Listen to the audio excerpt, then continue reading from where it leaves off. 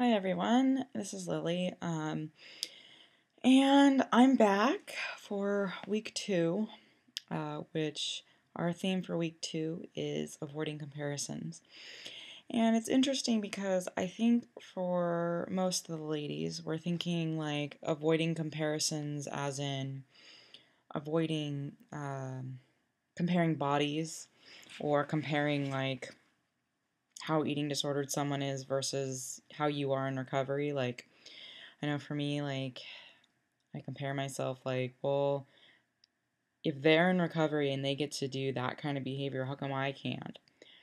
But for me right now, I'd like to just address comparisons in general because um, I know for me, I struggle a lot with comparing myself to other moms, comparing, especially in mom groups and stuff like that. And I know that we have a couple people who have written comments saying that they're moms and they struggle with eating disorders. So, I mean, feel free to chime in and leave a comment if this actually applies. But for me, I find myself comparing myself not only to the bodies of other moms, but to, as a perfectionist, which I'm sure so many people who struggle with eating disorders, not just me, um,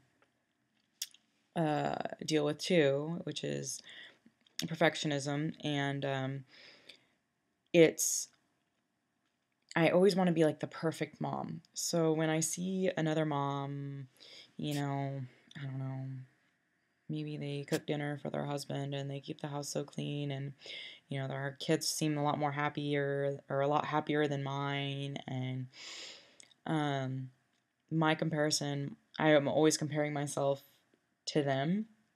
But I think what we have to keep in mind with any kind of comparison, whether it be comparing your body, like physical, or if it's on a deeper level, like comparing yourself to your worth to that person's worth, like how good you are in comparison to that person, I think we have to keep in mind that we only usually see the face value of their life. And not only that, but you hear this all the time, the cliche of grass is greener on the other side. Um, they may look prettier to you, but in honesty or in reality, they might not be seeing what you see. Um, just because they are physically beautiful, that doesn't necessarily mean they're happy or beautiful on the inside. And not only that, but a lot of people with eating disorders don't see their own beauty, don't see their own worth. And that's something I struggle with. I mean, I'm just going to be honest with you. Like tonight, I've been really down because having a toddler now, my son is 13 months, and I swear to God, I feel like I can never finish anything around the house. And I know a couple moms who, they work at home, they have two jobs, they sell, out of their home, they sell, Scentsy, and they do all this, and oh, and they cook dinner on the side, and they post their recipes on Pinterest, and on top of that, they have two kids, and they were able to nurse them, and for long periods of time, and for me, like, hearing all that, especially on Facebook, which is another message I was going to talk about, it's like I get down on myself all the time because here I am, I'm overwhelmed with one 13-month-old, and I can't seem to, I don't know, get the laundry done. So that's why I keep looking over to the side because I'm looking at it and, but I have to remember, can I tell you, one of these women that I was just talking about that I kept comparing myself to, I went over to her house and I'm just going to be honest, her house was a mess. And I was just like, okay, well, maybe not everyone is perfect, but guess what? They do put that facade up. Or maybe, what you find valuable, they don't necessarily find valuable. And so maybe they're comparing to you because they see you and they're like, well, I wish I could do that. But that's just not how they are. So basically, it's like people you hear the term beauty is relative. Well, I think we should say beauty, both physically and internally, is relative because people value different things. And, you know, that's one thing. I was going to get back to the Facebook thing. It's really hard with Facebook when you see all these like status posts, or I know like I'm in mommy groups and people will post like, oh, today I did this with my kids at the park and we had a great time. And, you know, with baby wearing, which is, you know, you carry your baby around instead of using a stroller. Well, you know, some people, they use wraps, which is like a piece of cloth versus the soft structured carrier that you might see in some of my pictures on my back with my baby. Um, it's like, for some reason, some people are like, well, that's better, or, you know, so we get into like almost like a comparison fight or something, you know? It gets really old on Facebook seeing all these things. So basically, what my recommendation is to tune it out. Like if there's someone that you feel like you're starting to get really, I hate to use the word competitive, but that kind of is, because you start subconsciously competing with them. Because I know there's a few moms that I have that issue with. Just block them on your news feed.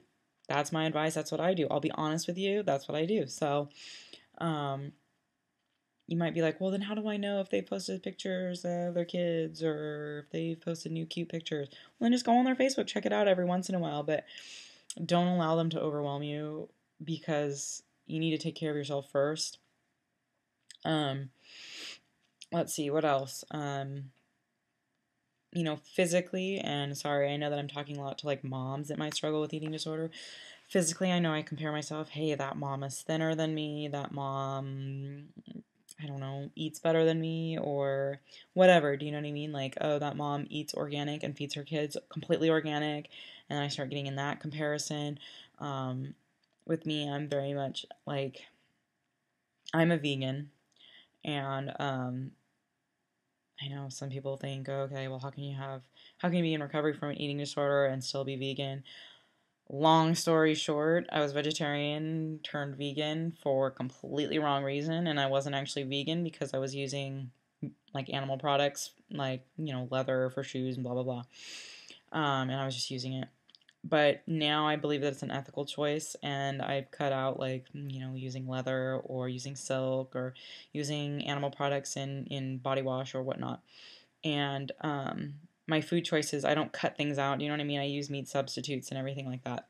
At any rate, moving on, I am vegan, and so a lot of times there's a couple moms I know that like it's really weird. They like almost try to compete with me, and they'll be like, how can you? They'll say, oh, did you make sure that you use this product? Because, you know, and just trying to show off their knowledge in comparison to me, and a lot of times I get frustrated, and so I think the best thing to remember is that behind their perfect facade, there's always a struggle in their life. Do you know what I mean?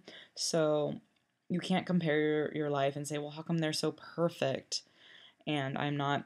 When it comes down to body image issues with people who aren't moms, I mean, and this applies to moms too, whatever. I know I compare my body to other moms and be like, well, how come they're so thin and yet I'm not? Or, you know, just say these like negative things that aren't necessarily true. You don't know what they're going through. I can tell you that some moms have asked me, how did you lose your weight? You look so great. Like, did you just like snap right back after your pregnancy?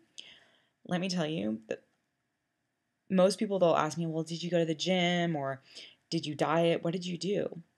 And they don't realize, because they're comparing themselves to me basically. They're saying, well, I'm overweight. Like, how are you so thin? I want to be as thin as you. Well, like I said, internally, behind the facade, things are not perfect. For me, I lost all of my weight um, because I had severe postpartum depression. I could not eat. I was literally so depressed and so anxious about my child that I could not put him down and just chill for a little bit. And I ended up losing all of my weight like that and some because I was so depressed. And every time I'd sit down to eat, I would just have like a meltdown. Um, Not because of the food, but because I'd have to put my son down or he'd start crying and I'd have to go to him immediately. Um, Food just tasted like cardboard.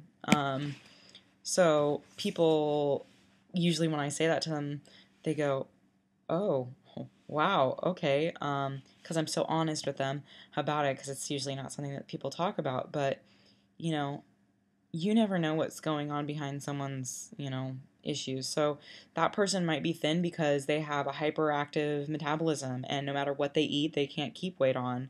And that's difficult for them because maybe they're breastfeeding and they have to eat a ton, and they're not even gaining weight, and they're not getting enough milk for their baby. You just don't even know. I mean, milk supply issues are rare, um, in truth, but in reality, but um, you just never know the story behind it. They might be dealing with anything. Do you know what I mean? They could be dealing with cancer. You just don't know why they're so thin or why they look the way they do. And flat out, they might be dealing with an eating disorder. And just because they're dealing with an eating disorder doesn't mean that you need to. I know for me, in the past I felt like, well, how come they get away with behaviors? And we have to like separate it from that, and we have to separate ourselves from that, and we can't say, why don't I get to? Because that's fantasizing the eating disorder. The eating disorder isn't something we get to do. It's something that is um, life altering. It destroys your life basically, and we can't fantasize it as in and say things like that, because that person is thin, sure, that person may be getting away with behaviors that you know of, like exercising or purging or binging or whatever, but you can't do that. You can't do that to yourself and say, well, how come I don't get to do that? Because you know why you don't get to do that? Because you're making the active choice to be healthy in your life and to find something else that you're passionate about and move on with your life.